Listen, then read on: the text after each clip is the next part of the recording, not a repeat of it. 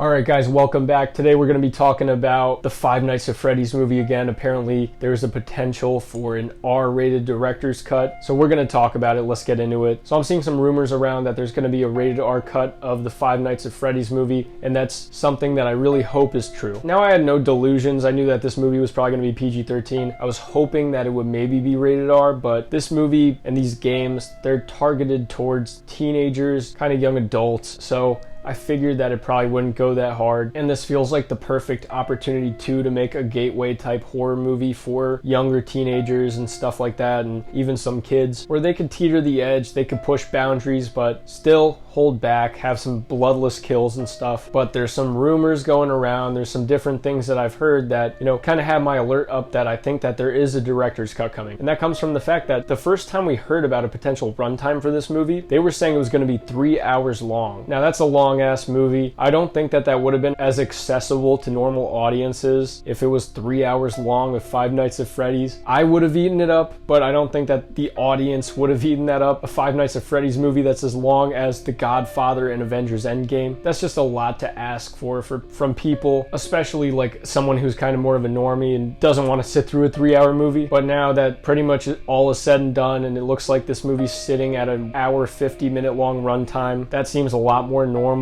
and reasonable. But I can't help but think that there was some validity to that 3-hour runtime rumor, because I'm sure that there is 3 hours of a FNAF movie footage sitting out there in that studio. I don't think that the rumor came from nowhere, and I'm sure that when they first originally tested this cut, it probably was 3 hours long. And what I also would have to guess is that I think that they might have filmed it with alternate versions of kills, alternate versions of scenes, where they can have some of these more R-rated things go on, and that way they can make a longer, bloodier, more adult cut of this movie. Maybe in the way that they did it with Megan, where they filmed the movie to be rated R, and then with how marketable everything was in the advertisements, they chopped it down to PG-13 and kind of edited things down, toned it down a bit. But now, at the end of the day, on home release, we have the PG-13 and the R-rated, unrated cut. So on the home release, home media, you get whatever cut you feel like watching. And I hope that this is the same for Five Nights at Freddy's, because I think that this could make for a very grisly, scary, R-rated movie. I don't think scary to me, probably, but it would be cool to see it push some boundaries, get a little bit extreme. That's what I was always hoping for with this movie, and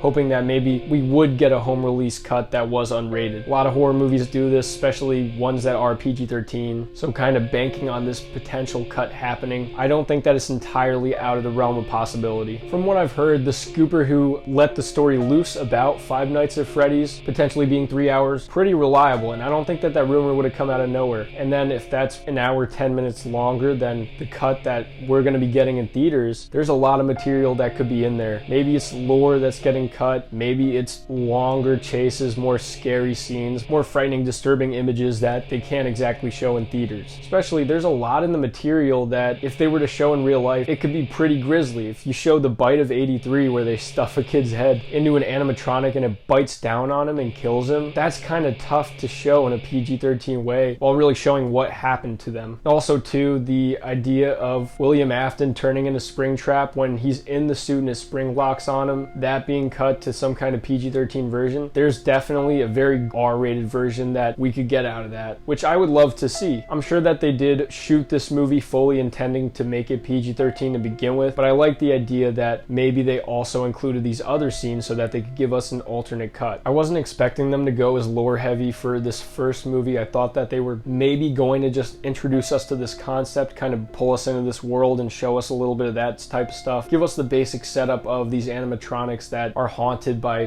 dead kids that were stuffed into these costumes and turning into these animatronics. But if they're going full head on Afton lore and all this other stuff, it justifies a longer runtime, and I would like to see what some of their ideas were with this 3-hour cut. And maybe they cut it and they want to save it for a second movie, which I definitely understand, because I don't think that they should exhaust all the source material on the first movie. You want to save it, spread it out a little bit, do what Damien Leone's planning with the Terrifier movies. He didn't want to throw everything out there in the second movie, and although that was one of the biggest complaints that were coming out of Terrifier 2, I think that he was wise to not waste all his material on Terrifier 2 and overstuff the movie anyway, and kind of wait, build on it, put some of that other lore and explanations in the sequels, in Terrifier 3, 4, whatever he goes up to. So maybe that's what they're doing with this movie. They didn't want to exhaust all their source material and inflate formulate the movie to be 3 hours long. They'd rather just introduce you to the concept, the characters, and the basic premise of this, and then from there tackle that other stuff in the sequels. But overall, if this footage exists, I really hope we do get it on home release. I'd love to see a rated R cut of Five Nights at Freddy's, but that's just my opinion. Let me know what you guys think in the comments section. I'd love to hear. I'm GM Light. Have a good one.